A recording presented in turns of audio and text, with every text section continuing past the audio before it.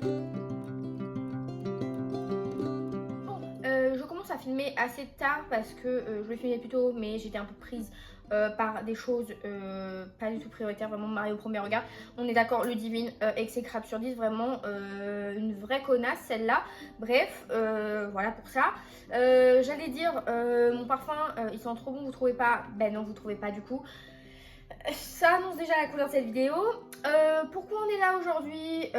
C'est pas comme si vous avez vu le titre et la miniature, mais comme vous pouvez le voir ici, j'ai un nouveau carton. Bonjour, bonsoir, tout dépendra de laquelle vous regarderez cette vidéo. On se retrouve du coup aujourd'hui pour une nouvelle vidéo emprunt librairie, donc faux book haul encore une fois. Il est vrai que j'ai peut-être un petit peu abusé par rapport à la dernière fois, donc la vidéo risque peut-être d'être un petit peu plus longue, mais toujours aussi mal organisée parce qu'évidemment je n'ai pas lu tous les résumés, donc ça va être en freestyle, à l'aveuglette, c'est pas grave. Voilà, en plus je reviens de vacances donc je suis un petit peu à la ramasse, faut se remettre dans le bain. Bref, qu'avons-nous de beau là-dedans? Attention, ça se trouve, vous voyez, c'est spoilé. Vraiment, ça va être mieux. J'ai l'impression de faire un swap. C'est So 2012. Bref, c'est un swap gratuit de mois à mois. Comme vous allez le voir, j'ai encore pris pas mal de diversité, mais dans l'adulte. J'ai emprunté le fameux Glace, de Stacy McEwan chez Olympe. C'est la série Ledge en VO. Pour qui, pourquoi? Parce que Nina Quill l'a très bien vendu. Ça m'a plutôt pas mal botté la façon dont elle en parlait. Donc je demande à voir. Je pense que je vais faire des rushs sur cette lecture là pour à la fin ou proposer un vlog lecture ou proposer une vidéo sur je lis des livres que mes influenceuses littéraires femmes ont adoré ou aimé, voilà. Vous voyez, pardon. Donc écoutez, ma foi, à voir. C'est une romantécie. Ici, on va rencontrer une jeune fille qui vit dans un endroit isolé, montagneux, il fait tout le temps froid. Il faut faire attention parce que la météo c'est craignos, les montagnes, le gouffre qu'il y a autour c'est craignos, et en plus de ça, il faut éviter la sélection qui n'a rien à voir avec les belles robes de bal de la collection R, la dystopie bien sûr, parce qu'ici la sélection c'est se faire choper par des créatures volantes qui vous emmènent on ne sait d'où pour faire on ne sait quoi, mais on vous revoit jamais. Donc voilà, on se doute que notre héroïne elle va malheureusement à ce grand hasard être sélectionnée, et donc on va suivre ses péripéties. C'est petit, franchement je m'attends pas au coup de cœur. Je m'attends pas à être. Je m'attends à passer un moment de lecture, mais je m'attends pas à être transcendée ou révolutionnée par le bazar. Donc à voir pour ça. J'ai emprunté Les Sorcières du Phare, donc chez Hauteville. Donc au début, je savais pas trop où le catégoriser parce que quand on lit le résumé, c'est un petit peu polar enquête. Et à la fois, il y a une dimension fantastique et tout, donc. Enfin, il y a l'air, donc je sais pas trop où le mettre. Mais donc on est en Écosse. Ici on va rencontrer Luna, on est en 2021 donc ça se passe vraiment à notre époque. On va rencontrer Luna qui il y a 20 ans a perdu sa mère, mais aussi ses deux sœurs qui ont disparu. Il n'y a pas vraiment d'explication. Et donc elle va quand même avoir réussi à se reconstruire, à refaire sa vie, à être heureuse, etc. Et un beau jour on l'appelle et on lui dit que l'une de ses sœurs a été retrouvée. Sauf que quand elle fait face à sa sœur, elle se rend compte que sa sœur, elle, n'a pas changé d'un iota. Donc vraiment elle a le même âge, le même physique, tout pareil que quand elle a disparu. Donc trop chelou. Je m'attends à quelque chose de très haletant, de très peut-être oppressant. Alors vous allez le voir, j'ai mis un marque-page parce que j'ai commencé celui-là. J'ai emprunté Les Marins ne savent pas nager 1 et 2. Alors en grand format, il est qu'en un seul tome. En poche, ils l'ont fait en deux, on sait pas pourquoi. Ici, vous avez 400 pages, je crois. Ouais, vous avez 460 pages. Et là, vous en avez même pas 300. Pour qui, pourquoi, on sait pas. Vraiment, ça, c'est un truc encore qui me saoule, on l'a déjà dit. Oh, je suis un petit peu aigrie, là. C'est à cause de mon premier regard et de tous ces bouffons. Bref, écoutez, un peu fresque historique, un peu, ouais, saga... Saga qui se lit vite, c'est découpé en plusieurs parties, mais c'est vraiment des chapitres très très courts, donc ça s'enchaîne à une vitesse. Vraiment, pour vous dire, je l'ai commencé hier soir, donc on n'est pas trop mal. En gros, on est sur Is, donc YS, c'est une île, qui héberge une cité fortifiée, donc où les plus chanceux, les plus riches ont le privilège de vivre à l'intérieur et d'être à l'abri. Et à côté de ça, les riverains, un peu la plèbe, les gueux là, eux, ils sont sur les plages où ils doivent un peu pêcher pour vivre, avoir des petits métiers un peu de merde, si je puis dire, même s'il n'y a pas de sot métier. Et ils doivent faire face souvent à des marées, donc ils appellent ça des marées d'équinoxe, des très grosses marées où tout ce qu'ils ont peut vite être repris par la mer. Donc on suit ça et on suit notamment le personnage de Danae Poussin qui, elle, rêve d'intégrer cette fameuse cité fortifiée pour voir ce qu'il y a à l'intérieur, etc. Donc on va la suivre aux côtés de plusieurs personnages différents, que ce soit des marins sérieux, des contrebandiers, des gens cultivés. Je trouve ça pour l'instant très sympa, voilà, donc à suivre. Mais je trouve que le côté maritime est bien représenté, on apprend des choses, c'est très dynamique, c'est un petit peu... Ça me fait penser à ce que j'ai lu et que je vous ai présenté il y a pas longtemps, pas le mois dernier mais peut-être celui d'avant ou celui d'avant, La République des Pirates. C'est un peu le même genre, un peu, vous voyez, ce langage un peu Evlatipa, vas-y qu'il pleut, enfin... Voilà, donc j'aime bien, ça se lit très vite. Ça c'était sur recommandation de ma collègue qui l'a beaucoup aimé et qui a eu un coup de cœur. Ensuite j'ai pris, alors j'avoue que là, c'était un petit peu d'abord le côté couverture qui m'a fortement attirée. Donc c'est La collectionneuse de mots oubliés de Pip Williams. Ma foi, c'est sorti en poche récemment. Encore une fois, tout ce que je vous montre, c'est des sorties récentes. Donc quand c'est grand format, c'est qu'il n'y a pas de poche. Quand c'est du poche, c'est que c'est sorti récemment. Ici, en gros, d'après ce que j'ai compris, on va rencontrer Esme, qui est une jeune fille qui vit dans un scriptorium avec son père, parce que lui est lexicographe. Et en gros, le métier de lexicographe, c'est que son père rassemble des mots pour créer un dictionnaire, et en l'occurrence, ici, le premier dictionnaire d'Oxford. Donc voilà pour ça. Et un beau jour, notre personnage principal va tomber sur la fiche d'un mot égaré. Et elle va comprendre à travers ce mot, qui est le mot bonne à tout faire, que les mots sont pas forcément tous vus et mis à la même hauteur. Notamment, je crois que c'est voilà, c'est que tous les mots qui se rapportent aux femmes et à la vie quotidienne sont écartés par son père, mais aussi ses collègues. C'est pas propre à son père. Et du coup, elle va essayer de sauver ses mots, entre guillemets, et de créer son propre dictionnaire. Ça m'intrigue beaucoup, sachant que c'est inspiré de faits réels. Alors pareil, dans Les marins ne savent pas nager, on parle de Is, l'île. J'ai vu que c'était, en cherchant sur internet, une ville oubliée, ensevelie, engloutie, en Bretagne. J'ai pas plus creusé, donc je sais pas si c'est un lien. Peut-être ce sera précisé dans les notes de fin de livre, je ne sais pas. Mais en tout cas, ici, c'est de faits réels. D'après ce que j'en ai un petit peu cherché sur internet, il y a vraiment eu ce côté de premier dictionnaire Oxford, etc. Enfin bref, donc je vous en dirai plus. Ça, je m'attends à quelque chose un peu comme La voleuse de livres de Zerger, bref, je sais plus son nom au type. Max Weger, peut-être Max Usac, je crois plutôt. Bref, je m'attends à quelque chose comme ça parce que vraiment au niveau de l'histoire, on est au moment d'obtenir le droit de vote pour les femmes, avant la Grande Guerre. Donc voilà, je m'attends à une belle plume également. Donc affaire à suivre. Ensuite, lecture beaucoup plus légère, mais quand même avec un petit fond d'intrigue, mais je pense quand même plus feel good que sombre. J'ai emprunté la petite librairie de Riverside Drive. Oui, tous les livres où il y a le mot librairie dans le titre, je suis la bonne pigeonne, il faut le dire. Vraiment, toujours ça m'intrigue parce que j'aime bien voir comment les gens exploitent le livre dans ce genre de livre, c'est le cas de le dire, dans ce genre de récit. Ici, on va rencontrer Charlotte qui a perdu son mari et qui du coup s'est réfugiée dans son travail jusqu'au jour où elle va hériter une librairie à Londres, alors qu'elle est en Suède à la base. Donc elle va hériter d'une librairie de la part d'une tante qu'elle ne connaissait pas, donc trop bizarre.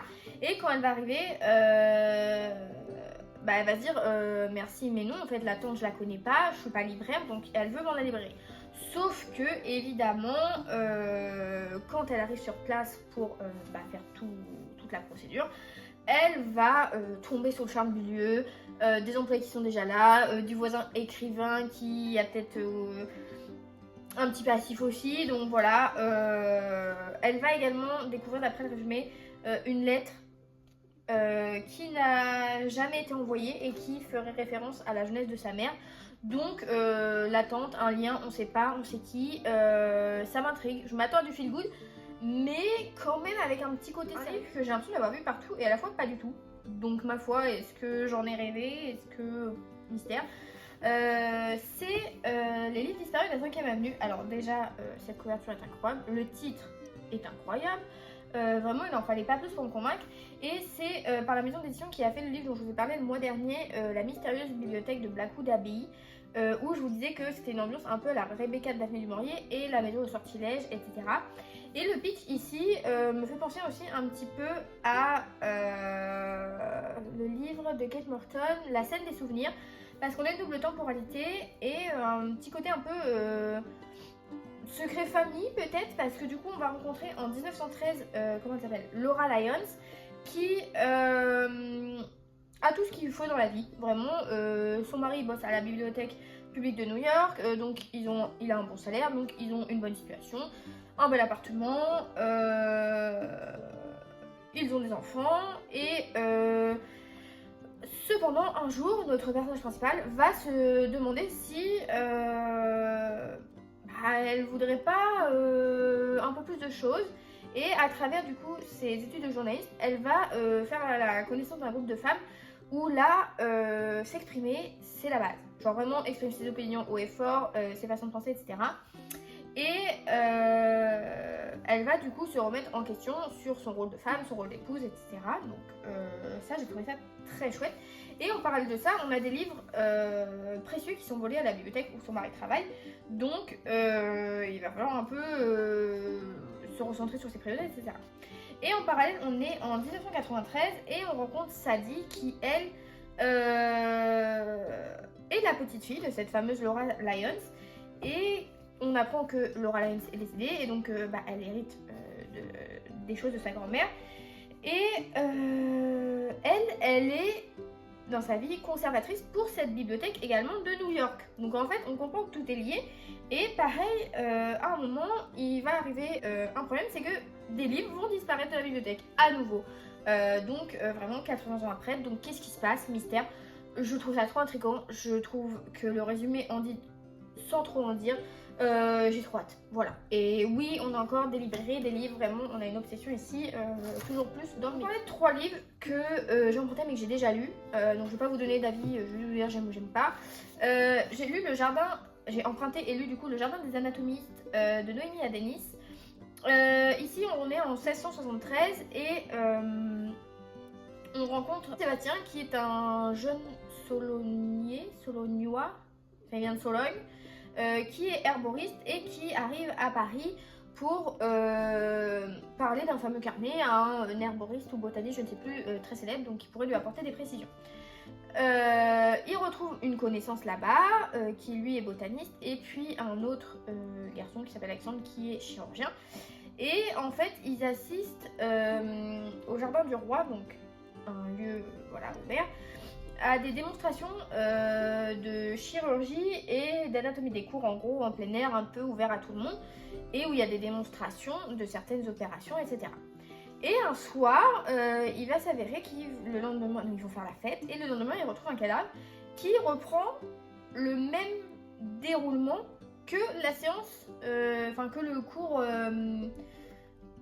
le cours qui a été donné du coup sur la leçon de chirurgie en question. Donc trop bizarre. Et ça va pas être le seul mode comme ça. Dès qu'il va y avoir un cours, le lendemain il y aura un cadavre qui aura pris son inspiration, si je puis dire, de ce fameux cours en plein air. Et donc ils vont un peu devoir mener l'enquête. J'ai bien aimé, voilà, je tiens à le dire d'avance, j'ai bien aimé. D'autant plus que les personnages qui sont évoqués dedans, le prof qui fait les cours de chirurgie et d'anatomie là, il y a beaucoup de personnages réels. Donc voilà, c'est juste, on a pris des personnages réels, des faits réels qu'on a romancés. Donc j'ai trouvé ça très chouette. Déjà de mon premier coup de cœur de mai, j'ai eu un coup de cœur pour Je pleure encore la beauté du monde. Donc tout à l'heure quand je vous parlais de livres, de récits qui se passent en Écosse, celui-là également. Ici on va rencontrer, comment elle s'appelle, Inti, qui est biologiste et qui suit un programme de réinsertion des loups en Écosse qui ont disparu il y a longtemps. Donc forcément, elle va faire face un peu à la réticence des habitants du coin, etc. À la bonne ou mauvaise adaptation des loups dans ce nouvel environnement naturel. En parallèle de ça, elle vit avec sa sœur. Je ne sais plus son prénom, Angie je crois, je sais plus. Bref, elle vit avec sa sœur qui ne parle plus suite à, on comprend vite, quelque chose qui s'est passé dans leur passé, c'est le cas de le dire. Et on va avoir toute cette dualité temporelle pour à la fois comprendre ce qui s'est passé avant, ce qui a mené les deux sœurs à avoir cette relation et comment se passe la réinsertion des loups avec ce que ça peut engendrer par rapport au bétail, etc. J'ai trouvé ça très très beau, c'était très très poétique, vraiment. Par contre c'est dur, voilà, je peux le dire. On a quand même des trigger warnings, hein, j'en reparlerai dans mon bilan lecture. Mais voilà, violence conjugale, pas trop de rapports consentis, ça dépend. Et on a aussi de la violence parentale, si je puis dire. Donc voilà, il faut quand même en être conscient, mais c'est un très très beau livre que je vous recommande. Je vous recommande moins parce que je l'ai lu aussi et je l'ai emprunté, heureusement, parce que j'aurais payé pour ça, j'aurais eu le seum. J'ai emprunté Voltige. Alors là, c'était en gros, on rencontrait un couple qui avait tout pour réussir parce que lui travaillait dans une grosse société. Vraiment, il était dans un cabinet de conseil, il avait vraiment la place de rêve. Il gagnait trop bien sa vie et du coup sa femme avait pu arrêter de travailler pour se consacrer à sa passion de créer des bijoux, etc. Et un beau jour, le truc c'est que le cabinet de conseil va un peu faire faillite à cause de l'associé. Sauf que notre personnage principal ne va rien dire à sa femme, il va tout faire en dessous, donc il va un peu, on va suivre sa descente aux enfers et il assume rien, il bégaye, il s'énerve contre tout le monde. Il va faire croire que quitter le cabinet c'est une décision de lui-même pour se rapprocher de sa famille. Voilà. Et en parallèle de ça, ils ont une fille qui s'appelle Annie qui elle fait du tumbling, je ne sais plus le... Bref, elle fait un sport un peu genre gymnastique rythmique et elle est très très douée, vraiment elle a un beau futur qui peut se profiler, donc elle a un bon entraîneur aussi qui n'a pas du tout de mauvaise intention envers elle. Et du coup on va les suivre là-dedans, et en parallèle de ça il y a des étranges phénomènes qui se passent. Alors ça m'a un peu dérouté, il y a des bêtes qui rôdent, on sait pas trop, c'est jamais dit clairement jusqu'à un certain moment. Le climat est un peu déréglé, on sait pas pourquoi, c'est pas trop expliqué, bref. Donc voilà, j'ai pas aimé, j'ai trouvé ça très plat, vraiment les personnages pas très empathiques. Le personnage masculin, Eddie, là, le mari de la famille, l'homme de la famille, est détestable. Pareil, on a un trigger warning du mot en V conjugal. Alors, bien sûr, c'est amené en mode comme on le pense, hein, madame dit oui parce qu'elle pense que c'est son devoir. Pas du tout, vraiment en plus il est insistant comme pas deux, vraiment il m'a sorti par les oreilles. Je pouvais plus le voir en nature, en peinture, en friture. Mais voilà, c'était pas fou, vraiment c'était vraiment tiré par les cheveux, enfin je sais pas, j'allais dire alambiqué, je sais pas du tout si c'est un terme correct, mais je vous le recommande pas, donc voilà, heureusement j'ai pas payé. Ensuite j'ai emprunté, alors ça c'est un livre que Oriane en a parlé sur sa chaîne, donc je sais plus si je l'ai vu dans sa wishlist ou dans sa palle, ou si elle l'a lu, je sais plus, je crois qu'elle a pas lu. J'ai emprunté Piranèse de Susanna Clark. Alors, bon, le fait que là, ce soit marqué Madeleine Miller, autrice de Circé, j'ai détesté, donc j'en tiens pas compte. Mais du coup, ici, je suis intriguée. Je saurais pas vous le résumer parce que j'ai moi-même pas compris ce qu'il y avait écrit derrière, donc voilà. Mais en gros, le Piranèse, là, il vit dans une maison un peu chelou. Les pièces, elles ont pas de fin. Les couloirs, ils ont pas de fin. Il y a des statues partout. Et du coup, lui, il erre dans ce labyrinthe. Du coup, là, on va parler abandon. Parce que le mois dernier, si vous l'avez vu, j'ai lu Ils étaient 7, donc un premier tome de Cozy Mystery, où on suivait un club de lecture où l'une des personnes disparaissait, machin, enfin trop bizarre. Et il s'avère que l'intrigue de Ils étaient 7 et le plot de Ils étaient 7, c'est ce qui est repris ici. En fait, dans Ils étaient 7, on évoque toutes les Agatha Christie, et pas que ses œuvres, mais aussi des œuvres autres qui relatent certains faits divers réels, donc les biographies, Et aussi une des affaires où apparemment, enfin non c'est pas apparemment, c'est que ça s'avère vrai, c'est qu'Agatha Christie, à un moment de sa vie, elle a disparu pendant une dizaine de jours et elle est réapparue comme un cheveu sur la soupe en mode bah tranquille je suis là quoi. Et donc on sait pas trop pour qui pour qu'est-ce, donc il y a beaucoup de choses romancées autour de ce fait divers et notamment dans les étés 7, on évoque ce sujet à un moment et la personne qui est fan d'Agatha Christie, elle parle vraiment en détail de cette affaire.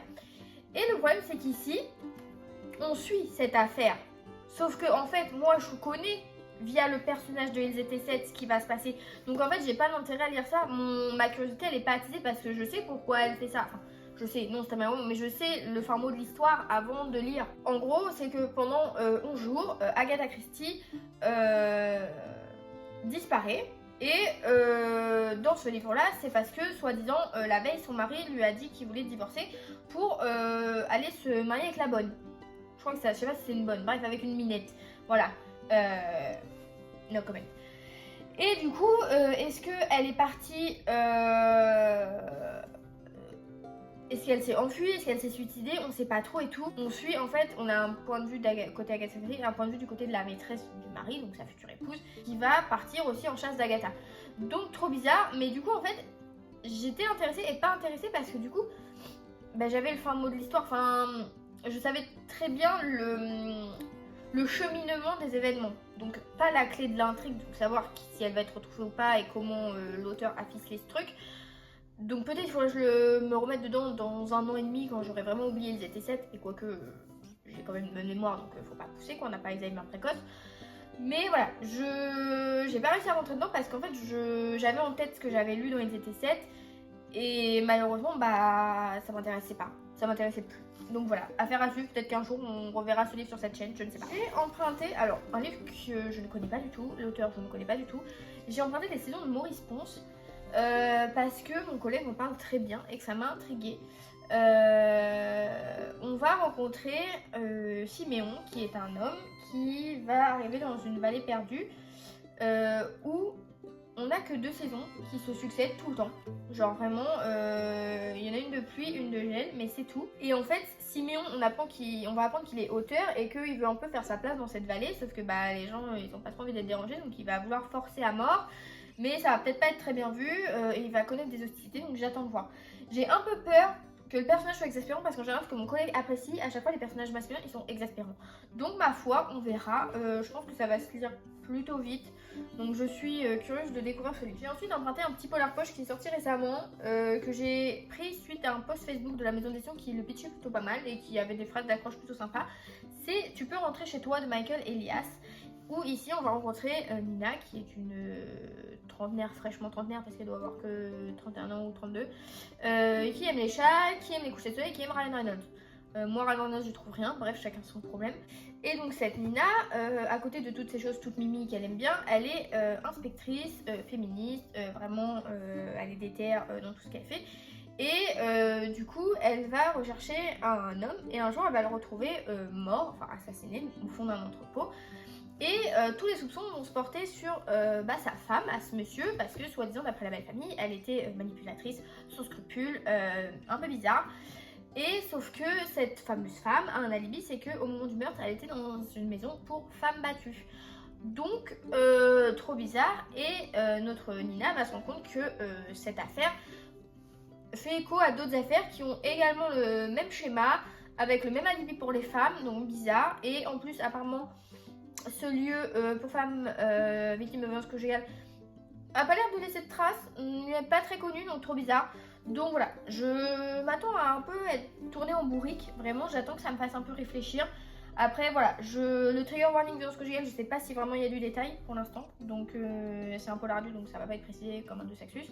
Donc je vous en retirerai des nouvelles, mais voilà, peut-être que s'il vous intéresse, si le sujet violence conjugale est peut-être sensible pour vous, peut-être essayer de creuser un peu, de se renseigner. Mais je suis hyper intriguée, donc trop hâte. Le livre suivant, je sais pas trop quoi en penser, c'est vraiment un peu à l'aveuglette.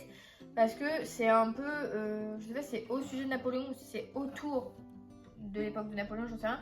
J'ai emprunté Les Furieuses de Armand Cabasson. Parce que on me dit, sous l'Empire, le premier profiler de l'histoire mène l'enquête. Donc moi, vraiment, ne me faites pas plus, les profilers en ce moment c'est Macam, Maxime Chatham, MyVenter, tout ce que vous voulez. Et donc du coup, ici, on est en 1807 à Paris, et dans une chambre, on retrouve le corps d'une jeune femme qui est en robe de bal et qui est entourée de papillons virevoltants autour d'elle. Trop bizarre. Et cette jeune femme a été empoisonnée et ses organes génitaux mutilés. Donc what the fuck. Et du coup, sur l'enquête va être appelé notre personnage principal. Et pour lui, le coupable, c'est un maniaque qui reproduit un peu une sorte de transfert de vengeance.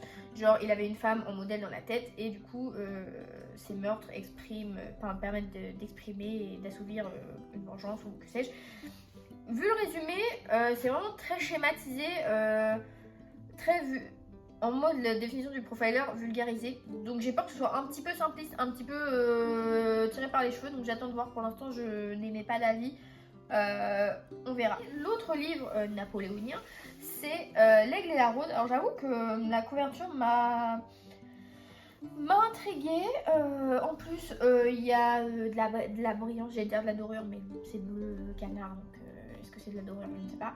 Donc ici, on est en 1799 et on suit Joséphine Bonaparte, qui est la femme de Napoléon, qui va voir son retour d'Égypte un petit peu d'un mauvais œil parce qu'elle va se dire le mec, il est un peu en train de prendre la grosse tête. Et ça se trouve, il voudrait un peu la mettre à l'envers à son allié qui s'appelle Paul Barras.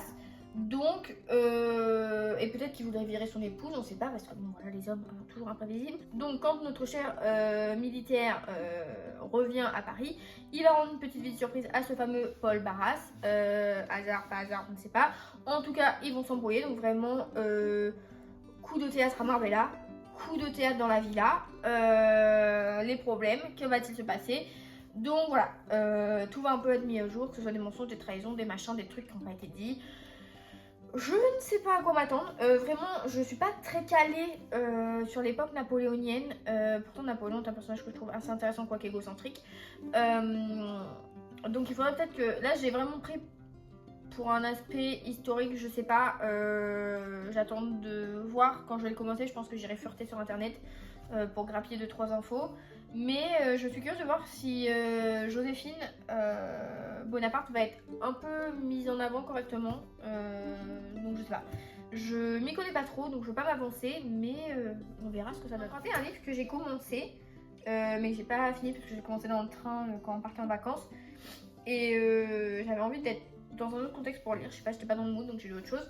J'ai commencé Jusqu'à ce que mort s'en suive de Olivier Rollin. Ici, Olivier Rollin va nous relater une histoire dans une histoire. Il va se baser, enfin s'appuyer, parce que se baser ne se dit pas en français, s'appuyer sur un passage des Misérables de Victor Hugo, où on évoque deux personnages, enfin une espèce de petite embrouille entre deux personnages, qui est un peu survolée dans Les Misérables. Apparemment, j'ai pas lu Les Misérables. Honte à moi, honte à vous, honte à nous. Voilà, hein, on va pas se refaire. Un jour, ça arrivera. Tout ça pour dire que Olivier Rollin va s'attarder sur ce passage. Il va avoir creusé. Je pense que c'est un fait réel, sans doute, dont Victor Hugo a pu être témoin. Et du coup, on va creuser ça. En gros, on va avoir l'un face à l'autre Emmanuel Barthélemy, qui est un mécanicien, et Frédéric Cournet, qui lui est un marin ou ex-officier de la marine, j'en sais rien, et qui d'abord se battent du même côté et ensuite vont devenir ennemis. Enfin, ça m'intrigue. Le côté, je prends un passage d'un roman hyper populaire et j'en fais un bouquin, ça m'intrigue. Donc voilà, j'espère que la plume sera belle, je pense que ça va se lire vite. Donc ma foi, j'ai emprunté le livre de tous les livres de Roberto Calasso, sans réellement savoir pourquoi je l'ai emprunté. Le résumé m'a intriguée, mais en gros, là on retrace un peu la Bible, si je puis dire. Alors, est-ce que c'est bien fait, est-ce que ça m'a fait, je ne sais pas. Je n'ai pas lu la Bible, donc voilà, si vous êtes pratiquant ou non, ou voilà, que sais-je, je sais pas si ce livre est correct et précis. Donc voilà, je ne m'avance pas. Mais ce qui m'a perturbé en fait, c'est que du coup, à la fin du résumé, c'est marqué que ce livre, c'est la 10e partie d'une grande œuvre de Roberto Calasso. Donc en fait, est-ce qu'il faut que j'ai lu les 9 avant pour m'en sortir? Je sais pas. J'ai un peu pris celui-là vraiment pour le titre. Encore une fois, les livres, hein, vraiment, on n'a pas d'ingéniosité ici. Donc voilà, donc j'attends de voir. Est-ce que ça va me perturber de ne pas avoir lu les autres choses? Est-ce que je vais pas l'être du tout? Je pense que c'est quelque chose d'assez dense, donc je pense qu'il faudra que je le lise pas en même temps que d'autres livres, parce que là par exemple je vais lire 5 livres en même temps, on s'en fout. Mais celui-là je pense que je le lirai vraiment à tête reposée, vraiment sur papier. Donc ma foi, il va peut-être rester longtemps dans ce carton, mais il sera lu c'est sûr, parce que ça m'intrigue. Donc voilà, n'hésitez pas à me dire si vous connaissez Roberto Calasso, je prends tout conseil. Le dernier livre est très beau et d'une maison d'édition que je ne connais pas, mais il m'a attiré. C'est Les Fêlures de Wakefield Manor. Alors pareil, toujours dans ce côté un peu peut-être ambiance Rebecca, peut-être ambiance les Casalets, la villa aux étoffes, les sagas familiales, les machins, les mystères. Donc ici, on est en 1910 en Angleterre, on va rencontrer Honoria, qui est une jeune femme de 27 ans, mais qui est aussi veuve, donc à son jeune âge. Après à l'époque, je pense que c'était pas un jeune âge, mais voilà. Et elle va accepter une offre en tant que préceptrice à Wakefield Manor, du coup dans les Cotswolds. Et elle va se rendre compte que entre les murs de ce manoir, il y a des choses un petit peu mystérieuses, un peu floues. Et quand elle va vouloir en savoir plus, bah, les bouches vont se fermer, personne ne va dire quoi que ce soit. Et du coup, il va se passer des choses émotionnellement parlant. Et à la fois, peut-être qu'une tragédie va se profiler. Je ne sais pas. Bref, ça m'intrigue. Donc je sais pas, Cozy Mystery, je ne sais pas. En tout cas, ce que je sais, c'est que le livre est très beau et qu'en plus, il y a des entêtes de chapitres travaillées. Donc voilà. Je suis curieuse de lire, je pense que il risque de pas faire le feu parce que comme la météo est très maussade et pluvieuse et voilà, je pense que c'est un livre qui peut bien se prêter à ce temps-là. Donc ma foi, le carton est vide, c'est tout ce que j'ai emprunté depuis début mai. Ce sont des livres hors de ma palle, mais c'est pour en piocher un de temps en temps. Maintenant que ma palle est réduite, elle est passée sous la barre des 30, même peut-être sous la barre des 25, je ne sais plus. Mais je pioche ci et là quelques livres des sorties récentes pour être un peu à jour sur l'étape de la librairie et dans des registres et des genres que je ne lis pas forcément, donc c'est plutôt cool. Je vais tenter moi sur ce d'aller faire une miniature convenable avec ce carton et ces livres, et puis je vous dis à la prochaine, salut!